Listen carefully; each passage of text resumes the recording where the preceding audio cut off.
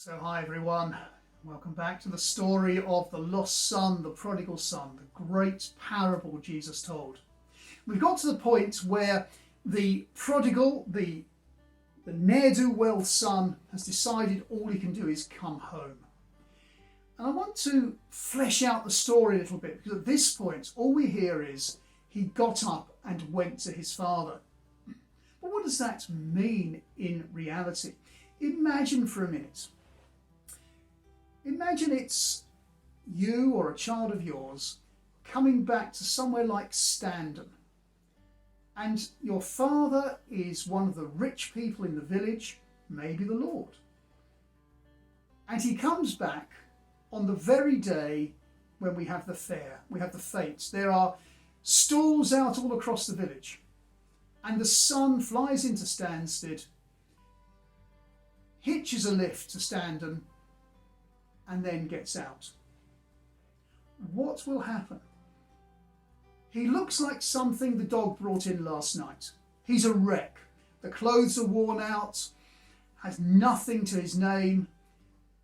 He's thin, nothing like the jubilant person who left with all the money. What would people do when they see that, all the locals? I can imagine they will come out of the Bell or the Star, they'll be there, and they'll say, "Look, do you see who it is?" "No, it can't be, surely." "Oh, it is." And out come the cell phones, some pictures are taken, some texts are made, and he has to run the gauntlet all the way down the high street to get to the father's house. This picture is something like it would have been back then.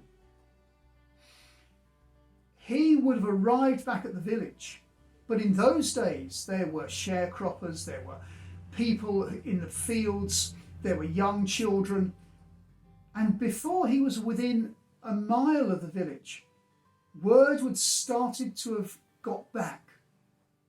He's coming. One of the kids would have run back and told their parents. The parents would have told their neighbours would have told their neighbours, and they would have told one of the servants or slaves of the father, and it would have got back to him. You can imagine in Standon or somewhere like that, the cell phone would have sent a message to the father and to the older brother for that matter. It would have been the same back then. The rumour mill, the gossip, the story would have gone back in a flash. It was the scandal of the village. It was the great thing. He'd come back. He'd abused the father's property, and now all he can do is come back with shame upon his head. And he has to run the gauntlet of the villagers. No doubt they'd have taunted him. No doubt the children would have been shouting at him or saying things to him. No doubt he was very unpopular. He has to endure all of that. Public humiliation. But there is still one bigger thing, and that is, how will his father react? He will know that his father knows full well what's going on. What will Dad do? At this point, his life is in the balance.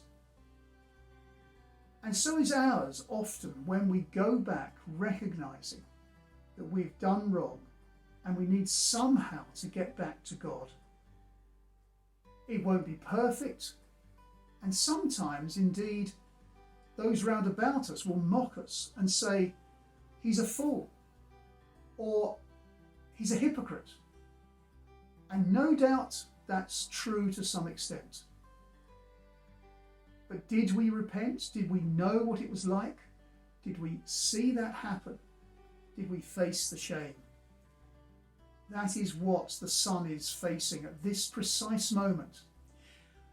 And the result hangs in the balance. What will the father do? And that is what we find out next time. And it is a surprise.